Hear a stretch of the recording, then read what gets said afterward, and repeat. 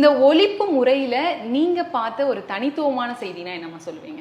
முதல்ல உயிர் எழுத்துக்களை நம்ம சொல்லிக் கொடுக்குறோம். உயிர் எழுத்தும் மெய் எழுத்தும் தான் சொல்லிக் கொடுக்குறோம். அதுக்கடுத்து உயிர்மெய் எழுத்து. இந்த உயிர் எழுத்துக்களையும் ஆய்வாளர்களோட கருத்து என்னன்னு கேட்டிங்கன்னா, ஐம்புலன்களையும் இயக்கி வாசிக்கிறது தான் வாசித்தல். ஒலி வடிவத்திலேருந்து தான் வரி வடிவம் வந்தது.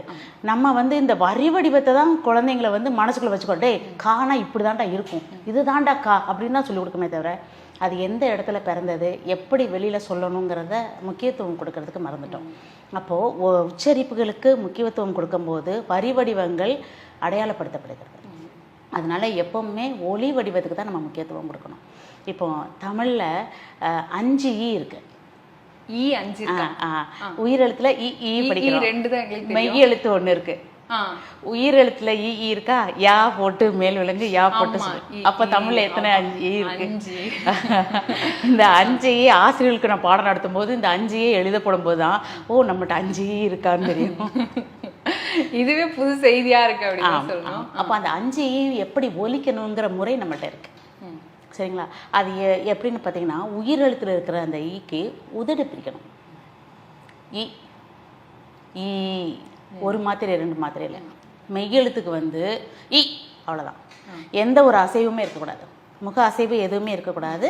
இ அந்த ஒரே ஒரு சத்தம் மட்டும்தான் இருக்கணும்.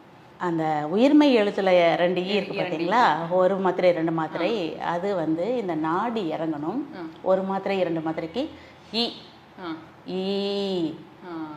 வயல், வயக்காடு, வயது அப்படின்னு சொல்லும்போது யான்னு சொல்லும்போது நமக்கு இந்த நாடி இறங்கும்.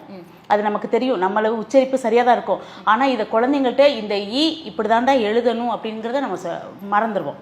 அப்போ குழந்தைங்களுக்கு சில குழந்தைங்களை மயில் அப்படின்னு எழுதுனா மயில் அப்படின்னு எழுதுறதுக்கு பதில் மயில் அப்படின்னு எழுதிடுவாங்க. அப்போ இது நான் மயில் ஈ சொல்லலடா, ஈ சொன்னேன். அப்போ இந்த உச்சரிப்பை அவங்களுக்கு சரியாக சொல்லி கொடுக்கும் பொழுது பிழை ஏற்படாது.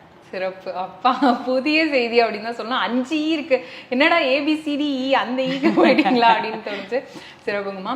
அம்மா, தொடர்ந்து நம்மளுடைய தமிழ் மொழி பேசுறவங்க நீண்ட காலம் உயிர் வாழறாங்க அப்படின்றாங்க. நீங்களும் அதை பத்தி நிறைய சொல்லியிருக்கீங்க.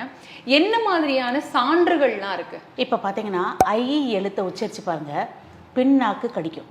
ஐ ஐ அது நீண்ட எழுத்து. ஐ இல்லை, ஐ ஐ அது நீண்ட ஓசையுடைய எழுத்து. அதனால அது சொல்லும் பொழுது பின்னாக்கு கடிக்கும். நா, இந்த நா அப்படின்னு சொல்லி பாருங்க. தா பக்கத்துல நா இருக்கு பாத்தீங்களா, அந்த நாவை நுனி நாக்கு கடிச்சு தான் உச்சரிக்கணும். அது இந்து கிடையாதா? இந்து தான்.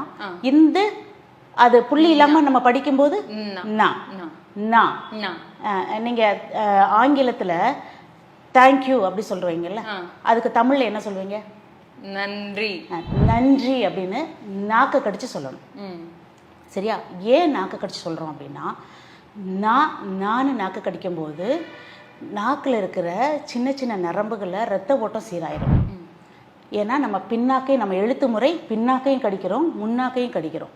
அப்போ நாக்கில் இருக்கிற நரம்புகளில் ரத்த ஓட்டம் சீராயிரும். ரத்த ஓட்டம் சீராகும் போது போதுமான அளவு உமிழ்நீர் சுரக்கும். போதுமான அளவு உமிழ்நீர் சுரக்கும் போது நமக்கு நோயே வராதுங்கிறது மருத்துவம்.